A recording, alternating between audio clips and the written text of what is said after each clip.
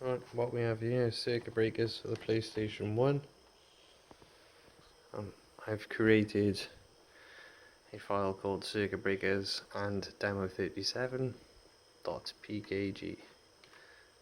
We're going to install it using the PS3 head.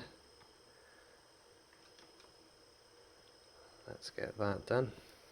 Boom. As it's installing, I'll just explain exactly what it is and the apps that are used. So we start off with our PlayStation 1 games. Take our original copy of Circuit Breakers and we make a backup of it. Mine was created as an image and CCD because I found that worked best. This was done in 2014, so well over a decade ago. But I recently wanted to try something and had a realization that one of the demos, known as either the Future Demo 37, Demo number 37, or the official PlayStation magazine Demo number 37, includes add-on tracks for full Circuit Breakers game. Now, when you play the demo disc on its own, you essentially play with a couple of cars and some of the cars that are locked, and then a couple of new tracks on the demo. But if you own the original game, then you can insert that demo disc and it unlocks all the cars because you've got the full game, and then allows you to play those on the new tracks as add-ons. And when you actually play the demo, it shows up with a little message that says that apparently it's the world's first PlayStation 1 add-on content. Anyway, as a package file, PKG, what I've had to do is back up the original game from disk as the image as we did 10 years ago, then convert that to an eBoot using one of the PlayStation apps known as PSX to PSP in the conversion menu, and extracted the ISO for that. It doesn't actually come out as an ISO, it comes out as a nice bin queue. I wasn't able to make a bin queue any other way from my original image backup using PowerISO. For some reason I couldn't get it. Anyway, what's important about this queue file is it only has the track title in it once before the track 1.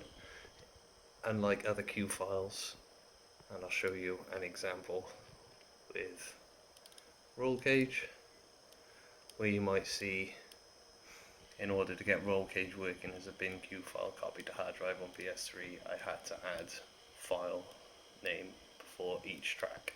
So we're not doing that in the Circuit Breakers one. However, for the add-on files for the Circuit Breakers, demo number 37, the queue file is like the roll cage one and has the tracks file before each track. And that's quite important to get it running. What we're going to do is combine the two into one PKG file and then install it, as you can see, on the PlayStation 3. Now unfortunately it does end up as 900 megabytes, and I'm trying to find a way to reduce that by removing the superfluous content from the demo disc that we don't need. But just to see this working, we've already shown the one PlayStation app that converts the original disc to an eBoot and then gets the ISO. In fact, to make the eBoot, I think I used POP.FE as well. And we'll load up that. So POP.FE is loaded. Now we're going to choose the first disc, which is Circuit Breakers, and the internet's on, so it'll auto populate the stuff. Then we're also going to add the demo disc, demo 37, so we'll add the queue file for that. Now we're going to rename the title from Circuit Breakers to whatever we want, so and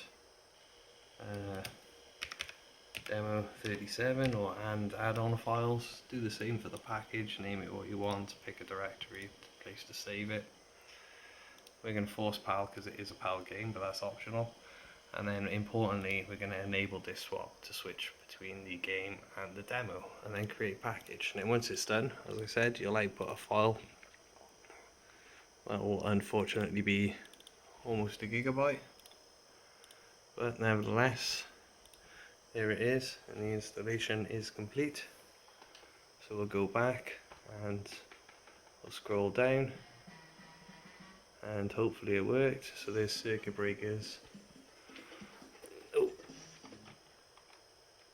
circuit breakers and demo 37. You can just about see it. So we're going to load it up. Now I'll show this working, and then I'll also show just the demo disc on its own, because it's a little bit weird that you're using the demo disc becomes the base for the full game. So I'm not quite sure how they managed to get the code running on that. It's pretty cool. But you'll notice you press the PS button, we can now switch between discs 1 and 2, which is exactly what we need. So we'll wait for the game to load up. See, it's going to take a little bit longer than usual because it's 900 megabytes. But it would be nice to be able to reduce the content from that demo disc. So maybe someone in the community can work on that, because we only need the actual files here. Okay, so this circuit breaker is loading. You'll notice in the bottom left hand corner there's nothing. When you load up the demo game, there'll be an A1 written there for add-on disc 1. Now if we load up the demo on its own, again the cars will be locked, but we're loading up the full game. So press start, go on options, go down to the add-on disc, press X, press the PlayStation button, switch the disc to disc 2, press yes, press X, that'll load. Here's the infamous car exhaust go off that goes off all the time, and like when you're cheating and stuff like that. And again, this is the full demo disc, which is let's have a look here. I'll actually saw how big it is. Yeah, 500. Anyway, so now we know that we're in the demo disc because it's got the A1 in the corner. Again, we can skip that. Load up. So this will now be the demo disc additional content. But as you can see, the cars at the back and everything are unlocked.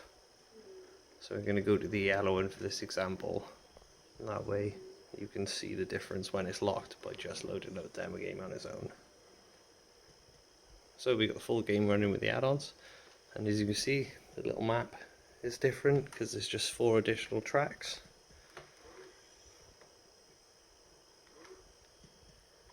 I haven't unlocked him yet. I haven't tested it. This is only a recent discovery, and this is all just because I wanted to play a Night Neurosi game that happened to come on demo 37, and I remembered it as a kid. Boom! Well, here we go. Circuit breakers with add-ons as a PKG for the PlayStation 3. Enjoy.